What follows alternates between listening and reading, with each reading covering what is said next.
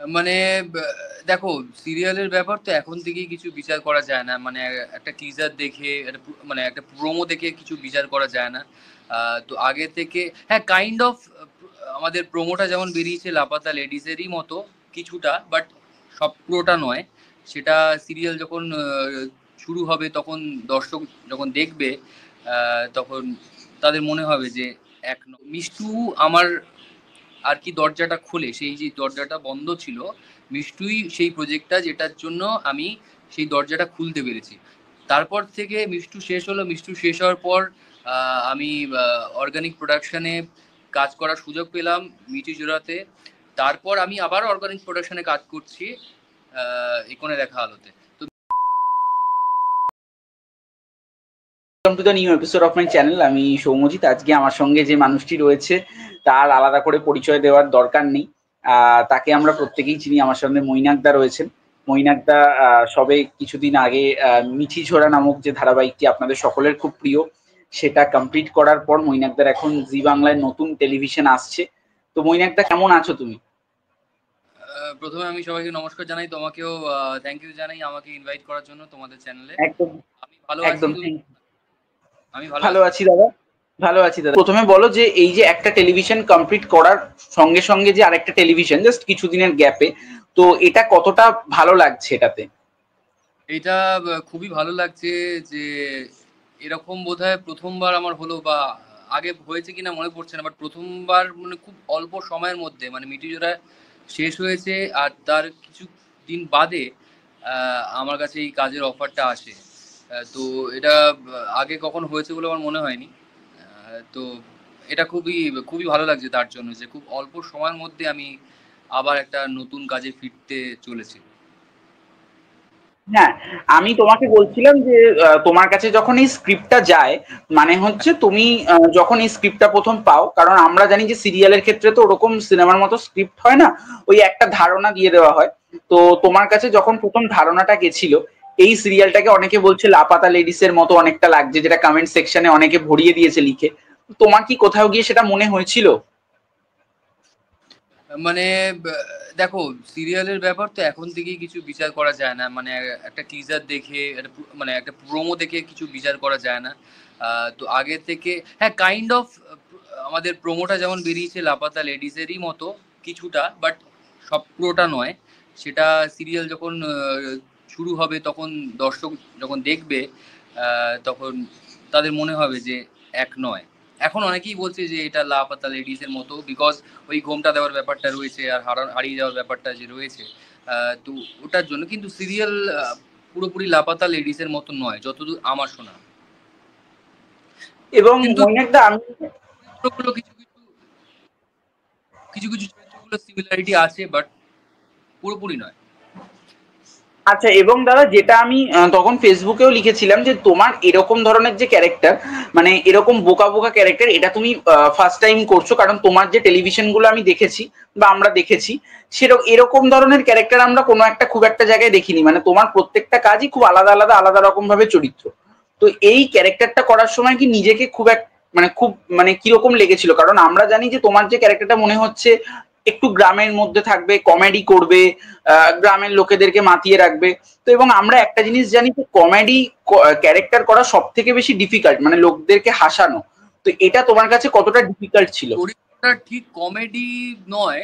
আহ, গ্রামের ছেলেরা যেমন হয় একটু ভোলা ভালা সিধা সাদা যেরকম হয় আর কি। তো চরিত্রটা কাইন্ড অফ সেরকমই। মানে আমি সার্থক করলাম, সার্থকের থেকে একদম অপোজিট। তো এইটা আমার কাছে, এই চরিত্রটা আমার কাছে খুবই চ্যালেঞ্জিং একটা চরিত্র। যখন আমি আমার চরিত্রের ব্যাপারে জানতে পারি তখন আমি আমি খুব খুশি হই যে হয় না, আমাদের শহরের ছেলে করতে করতে একটা শহরের ছেলের মধ্যেই আমরা কাজ করতে থাকি।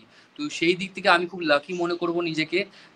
আর ধন্যবাদ জানাবো অর্গানিক প্রোডাকশনকে এবং জি বাংলাকে যে আমাকে এরকম একটা চরিত্র আমাকে ভাবার জন্য। তো এই চরিত্রটা খুবই চ্যালেঞ্জিং একটা চরিত্র, কারণ আমি সদ্য সদ্য সার্থক করেছি। তো সার্থক থেকে সেটাকে ভাঙতে দর্শকরা কতটা কিভাবে এটাকে নেবে সেটা আমার কাছে খুবই চ্যালেঞ্জিং। কারণ মানে অনেকটা গ্যাপ তো নয়, মানে এই মিটিজোড়া শেষ হলো, এইটা শুরু হচ্ছে।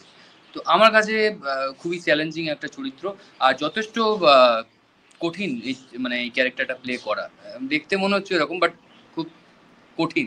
সার্থকের থেকে আমার মনে হয় এই ক্যারেক্টারটা আমার আমার করাটা খুব কঠিন, মানে তো খুবই এবং চ্যালেঞ্জিং। তার জন্য আমি খুবই খুবই লাকি, এবং মনে করব নিজেকে যে আমি এরকম একটা অন্যরকম চরিত্র করতে পারছি। এক্সপেরিমেন্ট করতে তো, নতুন নতুন চরিত্র করতে তো সবারই ভালো লাগে। তো সেই দিক থেকে আমি বলবো আমি খুব লাকি যে এই চরিত্রটা আমি করতে পারছি, মানে চান্স পেয়েছি আর কি। এবং তোমার তো প্রথম আমরা যদি বলি যে তুমি যে লিড করেছিলে, লিডটা সম্ভবত বোধহয় শ্বশুরবাড়ির জিন্দাবাদ আমরা যেটা কালার্স বাংলায় দেখেছিলাম, না মানে তার আগে আমি তুমি। আমি দেখো, আমি এগুলো নিয়ে খুব একটা বলি না, বাট হ্যাঁ, আমি শ্বশুরবাড়ির জিন্দাবাদ আমার আমার ক্যারিয়ারের প্রথম লিড, অ্যাজ এ লিড আমার ক্যারিয়ার শুরু করি। তারপর আরেকটা লিড করেছিলাম, সেটা হচ্ছে চ্যানেল 8 মানে আকাশ আট একটা প্রজেক্ট করেছিলাম মিষ্টু বলে। তো ওইটা, এইটা নিয়ে আমার 3 নম্বর অ্যাজ এ লিড। আমি খুব একটা না বলি না। মানে মিঠি জোড়াতেও তো তুমি লিড করেছিলে, মানে মিঠি জোড়া তোমার ক্যারেক্টারটা তো লিডই ক্যারেক্টার, চারটে। আমি সোলো লিডের কথা বলছি। এই গল্পটা একটু আলাদা, মানে কোনে দেখা আলো গল্পটা একটু আলাদা। আমি আগের গুলোর কথা বলছি, সেগুলো সোলো লিড করেছি। বাট মিঠি জোড়াতে তো 3 জনের ট্র্যাক ছিল, তাই না? তো সেখানে আমি কোনোদিন সোলো লিড নই, আমি সোলো লিডের কথা বলছি তোমায়। তো আচ্ছা, সেটাই। তো এবার আমি তোমাকে যেটাই জিজ্ঞাসা করার যে তুমি যখন কালার্সে যখন কাজটা যখন করলে, বা তারপর তুমি যখন আকাশাটাও যখন তুমি করেছো, সেখান থেকে তোমার কাছে যখন জি বাংলায় মিঠি ঝোড়ার অফারটা যখন আসে, যে তখন কি কোথাও গিয়ে একটা অবাক হয়েছিলে? কারণ আমরা প্রত্যেকেই জানি যে আকাশাট এবং কালার্স এই দুটো চ্যানেল লোকে দেখে, কিন্তু এই দুটো চ্যানেল লোকে খুব কম দেখে, মানে বেশি টিআরপিটা জেনারেট করে, বা জিআরপি যেটাতে থাকে সেটা স্টার এবং জিতে। তো তখন কি কোথাও গিয়ে একটা ভালো লেগেছিল? দেখো, আমি চ্যানেল দিয়ে কোনোদিনও কিছু বিচার করিনি। সব চ্যানেলই আমার কাছে ইকুয়াল। আমার কাছে ভালো চরিত্র বা ভালো অপরচুনিটি এলে আমি সেই চ্যানেলই করব, সেটা দর্শক বেশি দেখুক বা কম দেখুক, আমার কাছে সেটা ম্যাটার করে না। আমার কাছে কাজটা আগে ম্যাটার করে, প্রথম কথা। দ্বিতীয় কথা হচ্ছে যে যখন আমি আমি ধন্যবাদ জানাবো হচ্ছে আকাশ আটকে, জি বাংলাকে, অর্গানিক প্রোডাকশনকে, যারা আমাকে এই সুযোগটা দিয়েছে। মিষ্টুর পরই, মিষ্টুই আমার প্রজেক্ট, মিষ্টুই এমন একটা প্রজেক্ট। তার আগে আমি মাঝে একটু কাজ কম করেছি, কাজ পাইনি, হওয়া কাজ হয়নি, এরকম পিরিয়ড দিয়ে আমি কাটিয়েছি। তো মিষ্টু আমার আর কি দরজাটা খোলে, সেই যে দরজাটা বন্ধ ছিল, মিষ্টুই সেই প্রজেক্টটা যেটার জন্য আমি সেই দরজাটা খুলতে পেরেছি। তারপর থেকে মিষ্টু শেষ হলো, মিষ্টু শেষ হওয়ার পর আমি অর্গানিক প্রোডাকশনে কাজ করার সুযোগ পেলাম, মিঠি জোড়াতে। তারপর আমি আবার অর্গানিক প্রোডাকশনে কাজ করছি ইকোনে দেখা আলোতে। তো মিষ্টু থেকে আমার আবার কিছুটা হলেও ঘুরে দাঁড়াতে পেরেছি, মানে তার জন্য আমি অবশ্যই আকাশ আটকে, চ্যানেল 8কে, অর্গানিক প্রোডাকশনকে, জি বাংলাকে, সবাইকে ধন্যবাদ জানাই যে আমাকে আমাকে অপরচুনিটি দিয়েছে। তার জন্য আমি কৃতজ্ঞ তাদের কাছে। না, এবং তোমাকে কিন্তু দর্শক বরাবরই, তুমি যেরকম ধরনেরই চরিত্র করেছো দর্শক খুব ভালোবেসেছে। আমি রিমলির কথাও যদি বলি, বা ওগো ওগো নিরুপমা, প্রত্যেকটা চরিত্রকে দর্শক খুব ভালোবেসেছে। তো দর্শক সবসময় আমার পাশে ছিল, সবসময় আমার পাশে আছে, ভালোবাসা দিচ্ছে, আশীর্বাদ করছে, করেছে, এখনো করছে। আগামী দিনেও অবশ্যই যদি আমি ভালো করে নিজের কাজটা করতে পারি, ভালোবাসা পাবো, আশীর্বাদ পাবো। হ্যাঁ, এইটা আমি সবসময় পেয়ে এসেছি, যে চরিত্রই আমি করি না কেন।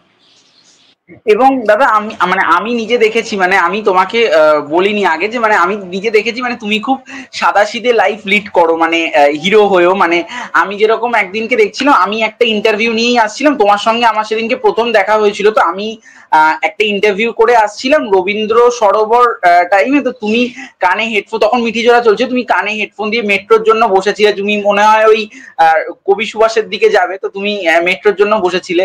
তো মানে সুভাষের দিকে যাই না, আমার বাড়ি হচ্ছে বাটানগরে। আমি ওখান থেকে ট্রেনে করে ফিরি, কখনো কখনো ট্রেন ফাঁকা থাকলে, রাতের দিকটায় ফাঁকা থাকে মোটামুটি, তো ট্রেনে করে ফিরে আসি।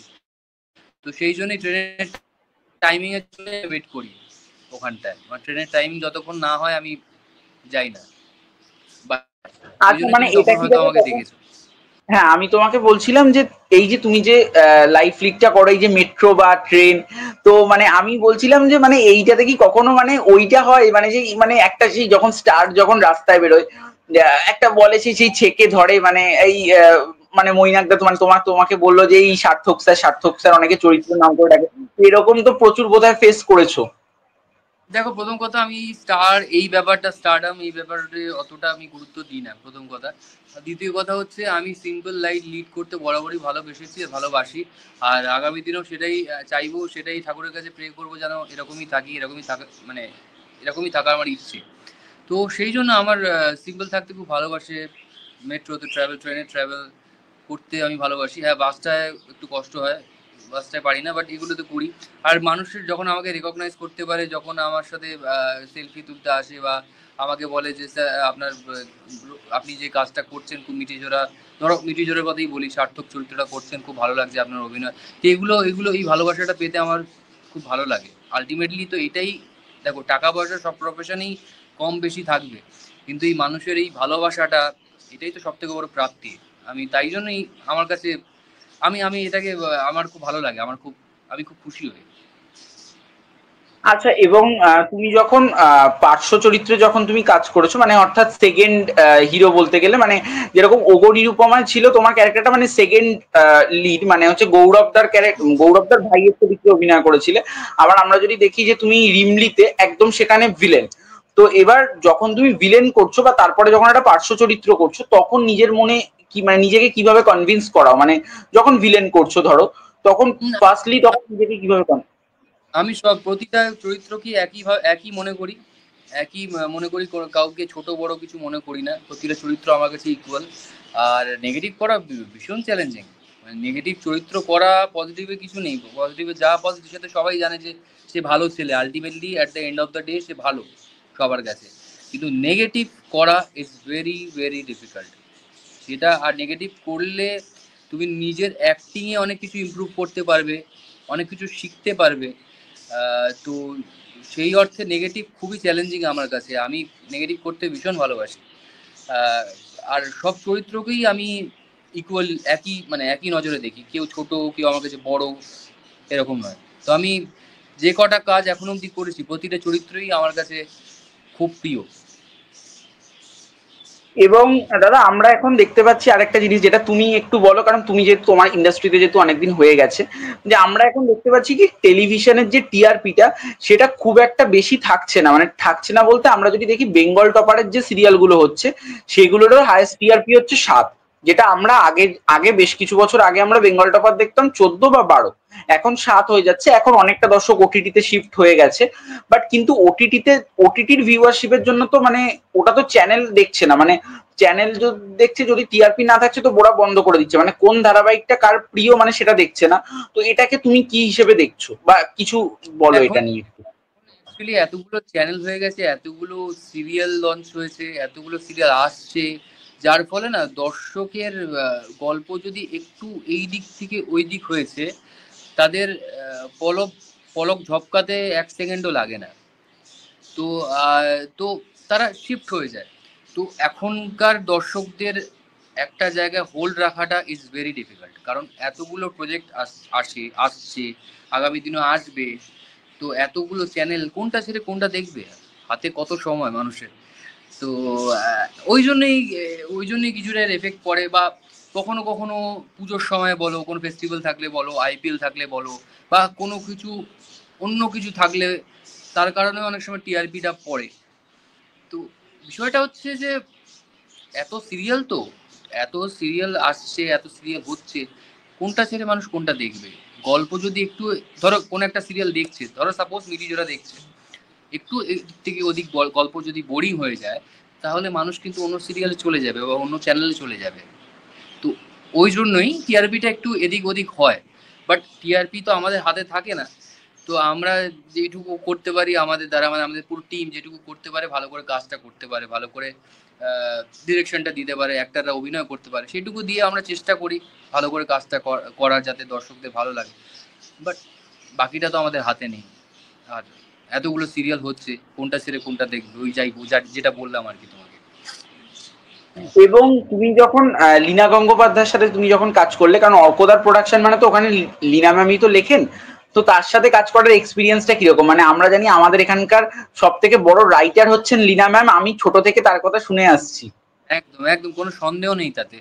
আর আমি সত্যি কথা বলবো, অর্গানিক প্রোডাকশন হাউসের প্রত্যেকে, অর্কদা, দেবলীনা দি, পারমিতা দি, প্রত্যেকে এত ভালো, এত ভালো মনের মানুষ, এত ব্যবহার ভালো, যে আমি আমি সত্যি ওনাদের সাথে কাজ করে খুবই খুশি। আর ওনারা যথেষ্ট আমাকে হেল্প করেছেন, হেল্প করেন কাজের দিক থেকে। তো বরাবর আমাকে চেষ্টা করে এসছেন যাতে আমি ভালো ভালো কিছু করতে পারি, বা আমার আমার ক্যারেক্টার যাতে আরো ভালো ইমপ্রুভ করে, সেটার জন্য অলওয়েজ তারা সাপোর্ট দিয়ে গেছে, মোটিভেট করে গেছেন।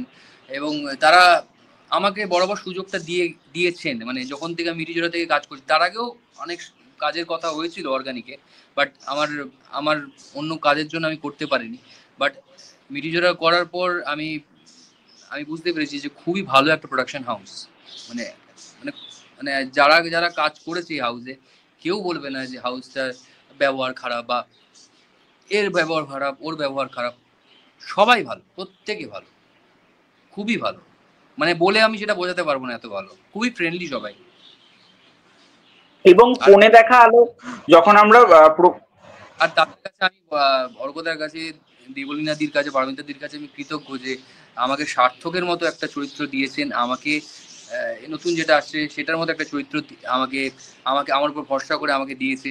তো আমি তাদের কাছে কৃতজ্ঞ। তারা যদি আমাকে চরিত্র দুটো না দিত, তাহলে তো দর্শক দেখতেই পেত না আমাকে। হ্যাঁ, এবং আমি তোমাকে আরেকটা জিনিসও বলবো, যেটা হচ্ছে যে তুমি তুমি যখন এই টেলিভিশনটা তুমি যখন করছিলে, মানে মিঠিঝোড়া তুমি যখন করছিলে, সেখানে তোমার যে ক্যারেক্টারটা ছিল, আমরা প্রথম দিকে দেখেছিলাম খুব রুড একটা ক্যারেক্টার। সে তার বাবার সঙ্গে তার একটা ঝামেলা রয়েছে, তার একটু পার্সোনাল কারণের জন্য। তারপরে আমরা দেখি তার জীবনে স্রোতস্বিনী আসার পরে সেটা চেঞ্জ হয়ে যায়, তার লাইফটা। তো এবার আমাকে তুমি বলো যে এই যে ক্যারেক্টারটা, এই রাগী রাগী যে ক্যারেক্টারটা, রুড যে ক্যারেক্টারটা, সেটা তুমি বাস্তব জীবনেও কি রুড, মানে এতটাই? বাস্তব দেখো, বাস্তব জীবনে আমি এতটা রুড নই, এতটা সারাক্ষণ ঝগড়া করি না। যেমন স্রোতের সাথে ঝগড়া করতাম, বাবার সাথে ঝগড়া করতাম, একদমই ওরকম নয়। হ্যাঁ, সার্থকের সাথে কিছু সিমিলারিটি আছে, যেটা হচ্ছে সার্থক খুব চুপচাপ, নিজের মধ্যে থাকতে, নিজের মতো করে থাকতে ভালোবাসতো। আমিও কাইন্ড অফ সেরকম। সেই দিক থেকে কিছুটা সিমিলারিটি আছে, বাট ওই সারাক্ষণ ঝগড়া করছে, একে বকছে তাকে বকছে, আমি একদমই সেরকম নই। আচ্ছা, এবং কোণে দেখা আলোতে যেটা অনেককে কমেন্টেও আমি দেখছিলাম, যে কোণে দেখা আলোতে তুমি এবং সোমরাজ দা তোমরা হচ্ছে যে সব থেকে সিনিয়র, মানে যা তোমাদের যারা অ্যাক্ট্রেস রয়েছেন। তো সাইনা যিনি রয়েছেন তিনি তো অনেকই ছোট, মানে তিনি তো আমার থেকেও অনেক ছোট। তো এবার মানে এই যে এদের সাথে যে তুমি কাজ করলে, প্রোমো শুট করেছো, তাই জন্য কিছুটা তোমাকে টাইম কাটাতেও হয়েছে। তো এই যে সাইনা বা নন্দিনী দি, এদের মধ্যে কিরকম দেখলে, মানে এরা এরা কিরকম অ্যাক্টিং, বা এদের মধ্যে কিরকম দেখলে? আর আমি যদি প্রথমে সাইনার কথা যদি বলি, কারণ ও সব থেকে ছোট এই টেলিভিশনে। আমি আমি এখানে ডে ওয়ান থেকে, যেদিন থেকে ওদের সাথে আলাপ হয়েছে, মানে শুটিং এর আগেও আলাপ হয়েছে, যে তখন থেকে আমার আমার মনে হয়নি একবারও যে আমি তাদের সাথে নতুন, বা তারাও আমার সাথে, মানে তারাও আর কি ফার্স্ট টাইম আমার সাথে কাজ করছে, আমিও তাদের সাথে ফার্স্ট টাইম কাজ করছি। তো আমাদের বন্ডিংটা তৈরি হয়ে গেছে অলরেডি, মানে শুটের আগেই আমাদের বন্ডিং তৈরি হয়ে গেছে। সোমরাজদা খুবই ভালো, নন্দিনী খুবই ভালো, আর সায়না তো বাচ্চা মেয়ে, কুচকি মেয়ে, খুবই ভালো, খুবই সুইট মেয়ে। তো আমাদের বন্ডিং তৈরি হয়ে গেছে। এবার তো শুটিং চলতে চলতে তো যেটা হয়, সেটা তো আস্তে আস্তে বন্ডিং তৈরি হয়েই যায়, আরো আরো আরো ভালো করে বন্ডিং তৈরি হয়ে যায়। তো ভালো, আমাদের আমাদের বন্ডিং শুরু, মানে অলমোস্ট হয়ে গেছে বলতে পারো। আচ্ছা, এবং এখানে আমরা দাদা দেখতে পাচ্ছি তোমার সাইনার সাথেও সিন রয়েছে, যেটা তুমি একটা বাসের মধ্যে যে আসছো বিয়ে করার পরে। তো আমি বলছি যে সাইনার সাথে তুমি যখন মানে কাজ করছো, মানে তুমি তো বন্ডিং এর কথাটা বলে, তুমি যখন কাজ করছো, মানে তুমি যখন শর্ট দিচ্ছ, তখন কি তোমার কোনো জায়গায় প্রবলেম হয়েছিল? কারণ ও তো অনেকটাই ছোট, এবার তুমি অনেকটা, যেহেতু অনেকগুলো টেলিভিশন করেছো, তুমি ওর থেকে তো ম্যাচিওর, বা ওর থেকে তুমি মানে সিনিয়র। তো এবার আমি সেটার কথাই বলছি। একদমই না, she is very much smart. খুব ভালো, খুব ভালো। কখনো আমার মনে হয়নি যে ও আহ, কিছু মানে ভুল করছে বা ঠিকঠাক হচ্ছে না, একদমই না। ও যথেষ্ট, যেটুকু ওকে ডিরেক্টর বলছে যেটুকু আমি ধর আমার থেকে কখনো যদি মনে হয় মইনাক এটা এটা কি একটা করব, এটা কি এক্সপ্রেশনটা এরকম করব, অলওয়েজ ও জিজ্ঞাসা করে নেয় সবার তার শর্ট দেওয়ার আগে। তো খুবই খুবই খুবই ডেডিকেশন আছে ওর মধ্যে, খুবই ডেডিকেশন আছে, আর খুবই খুবই চেষ্টা আছে ওর মধ্যে কাজটা ভালো করে করার, শেখার, নতুন কিছু শেখার। তো একদমই না, যথেষ্ট, উল্টে আমাকে শিখিয়ে দেবে ও। উল্টে আমাকেও শিখিয়ে এবং দেবে। এবং মানে তুমি যখন এই টেলিভিশনটা তুমি যখন অফার যখন পাও এবং চরিত্রটাও তুমি যখন পাও, তখন কি কোথাও গিয়ে একটা আশ্চর্য লেগেছিল? কারণ তুমি গ্রামের ছেলে যেহেতু একদম করনি, আমি আগে তোমার সাথে যে কথাটা হলো, যে কোথাও গিয়ে কি একটু হলেও আশ্চর্য লেগেছিল যে গ্রামের ছেলের ক্যারেক্টার? আহ মানে একটু একটু বলো, যদি এই অফারটা কিভাবে পাও যদি একটু বলো।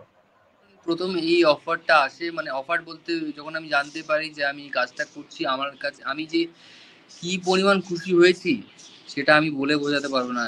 মানে আমার ইমোশনটা সেই সময় কি ছিল আমি বলে সেটা বোঝাতে পারবো না। তো সেই টাইমে আমি গ্রামের ছেলে করছি কি শহরের ছেলে করছি সেটা আমার কাছে ম্যাটার না, আমার কাছে হচ্ছে যে আমি এত ভালো একটা অপরচুনিটি পেয়েছি, সেটা আমার কাছে খুবই ম্যাটার করেছে সেই মুহূর্তে আর এখনো। তো আমি আমি প্রচন্ড পরিমাণ খুশি হয়েছিলাম যখন আমি জানতে পারি যে আমি এই কাজটা করছি।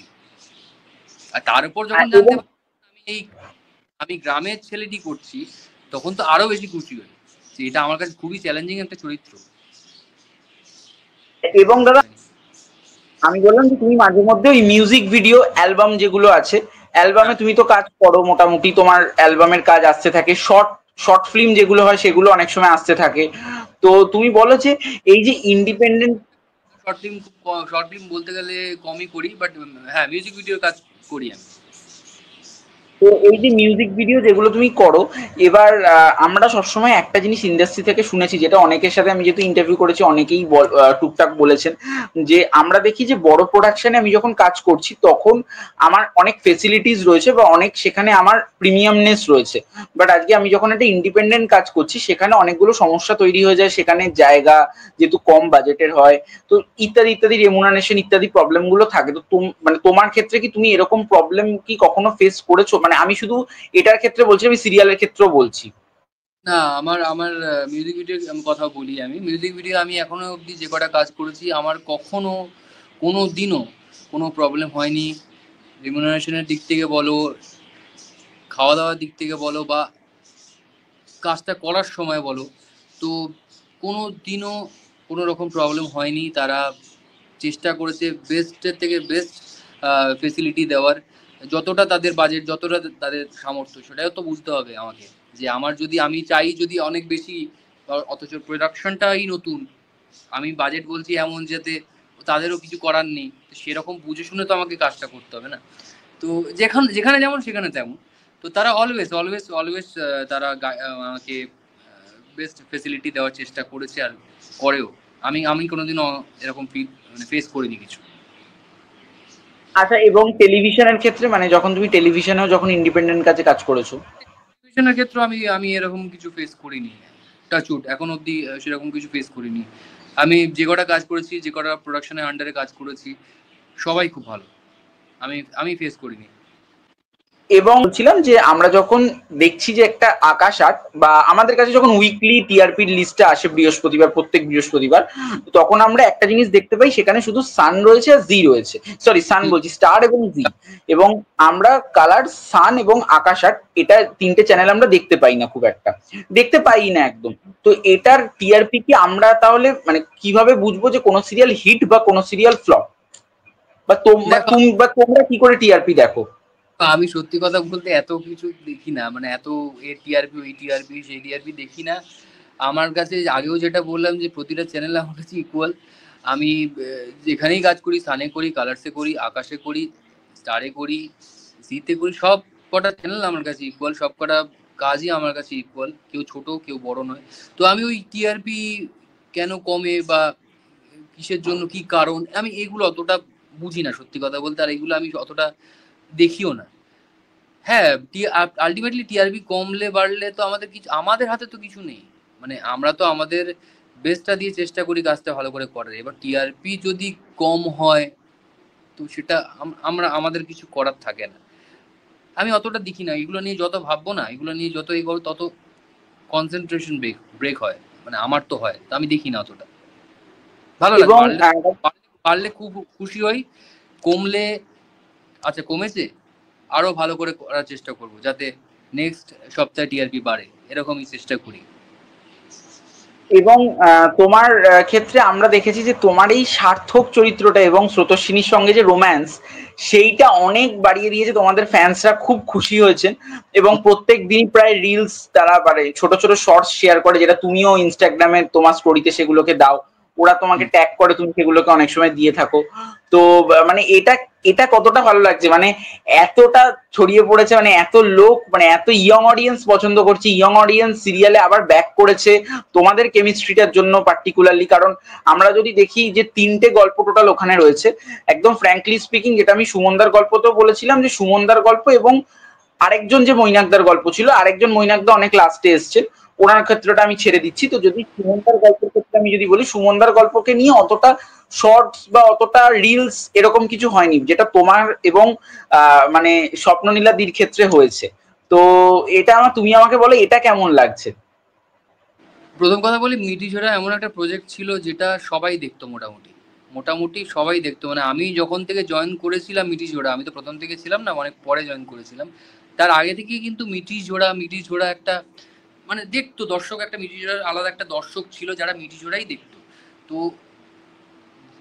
মানে সিরিয়ালটা যেহেতু এতটা মানে ফ্যান বেস আছে, তার জন্য চরিত্রগুলোর কিন্তু ফ্যান বেস আছে, মানে প্রতিটা চরিত্র, রায় অনির্বাণ, ওইদিকে হচ্ছে ক্রান্তি, আর হচ্ছে নীলু, তোমার হচ্ছে এদিকে সার্থক, স্রোত, তাই জন্য প্রতিটা চরিত্রই দর্শক পছন্দ করেছে। হ্যাঁ, এবার দর্শক আমাদের খুনসুটিটা, আমাদের ঝগড়াটা, আমাদের একে অপরকে কি বলবো ডমিনেট করার চেষ্টাটা, এটাও এনজয় করেছে।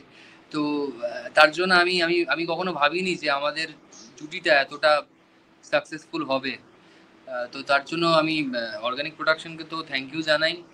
তারা যদি আমাকে কাস্ট না করতো সার্থকে, তাহলে এই ভালোবাসাটা, মানুষের এই আশীর্বাদটা পেতাম না।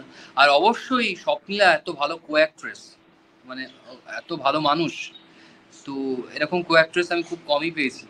খুবই ভালো মনের মানুষ, খুব ভালো মেয়ে।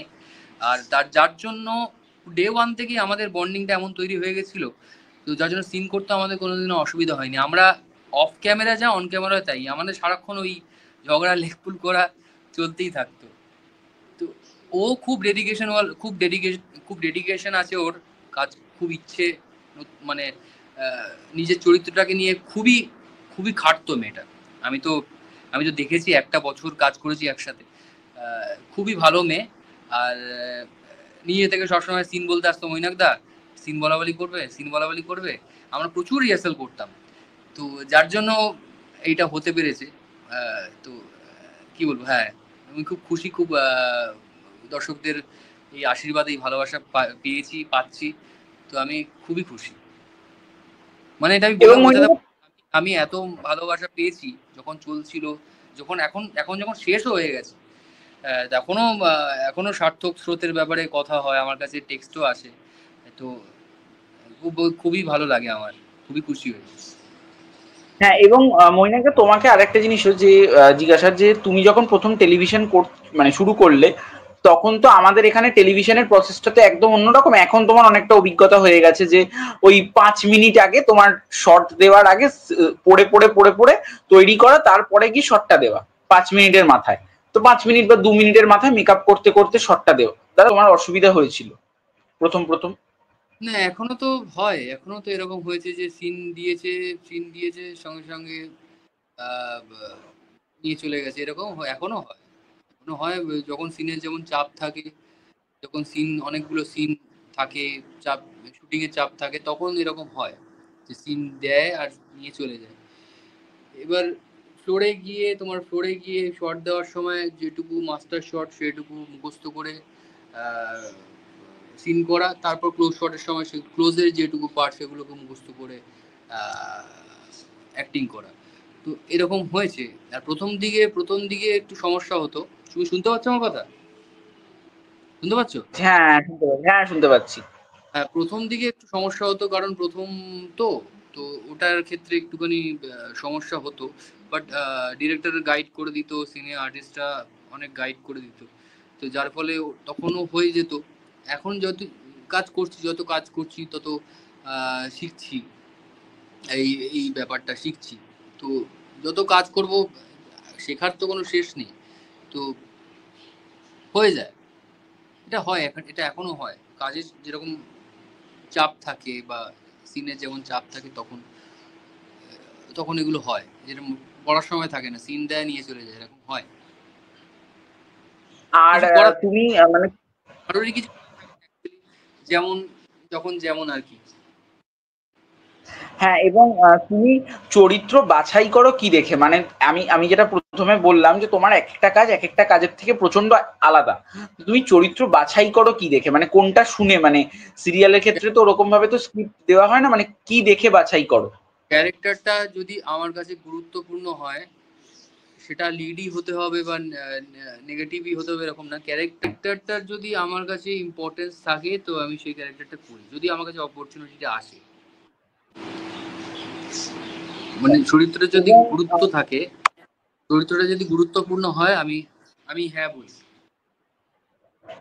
আচ্ছা, এবং তোমাকে আরেকটা লাস্ট আমি জিজ্ঞাসা করবো যে এতদিন তো ইন্ডাস্ট্রিতে কাজ করছো, তো আমাদের ইন্ডাস্ট্রিতে অনেকেই বলে যে অনেক অভিনেতা অভিনেত্রীরাই বলে তারা অনেক সময় পলিটিক্সের শিকার হন। তো তুমি কি কখনো পলিটিক্সের শিকার হয়েছো? মানে ধরো ওই যেটা যেটা বাংলা কথায় বলতে গেলে বলে সেই লবিগত ব্যাপার যেটা হয়, তুমি কি কখনো এরকম ফেস করেছো?